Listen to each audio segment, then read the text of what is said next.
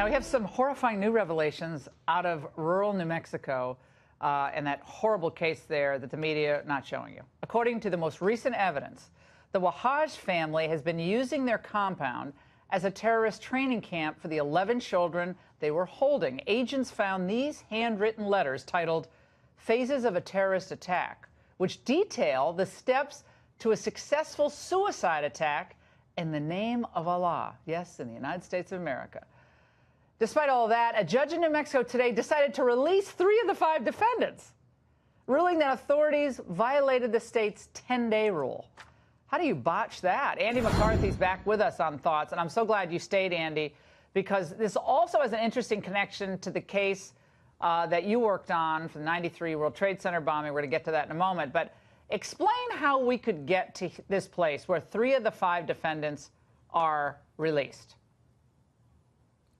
Well, Laura, they made these arrests a couple of weeks ago, and I guess they've been investigating since, and they've gotten to the point where they either have to charge them in an indictment or go through what they call a probable cause or a preliminary hearing.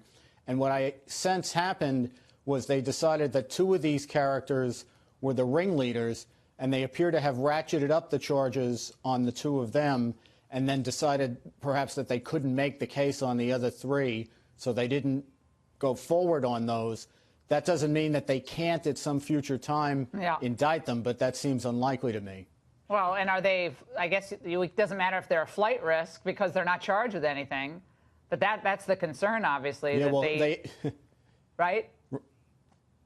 Right. They had already been sprung on bail to begin with, which was, I think, in some ways more outrageous than what happened today, because if what happened today is just because they didn't have enough evidence on these 3 to go forward, that's one thing. But letting any of them out, I think, is insane. Now, can you explain any of them that you're going to charge? No, the whole thing drives. This whole case was so hideous. What was done to those children, 1 dead.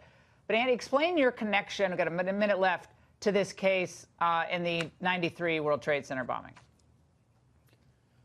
Laura, the father of the ringleader runs a fairly notorious mosque in Brooklyn. His name is also Siraj Wahaj, and that mosque hosted the blind sheikh, who I prosecuted in the early 1990s in connection with the World Trade Center bombing and a plot to bomb New York City landmarks. He actually appeared, that is, the elder Siraj Wahaj, as a character witness for the defendants in the trial. So we're seeing, a guy who was enmeshed in this ideology back when, and here you have the results of it. Yeah, and we're welcoming this into the United States, apparently, and then releasing people back into the system. I don't have a good feeling about this at all. Andy McCarthy, thank you so much for your insights, as always, so appreciated.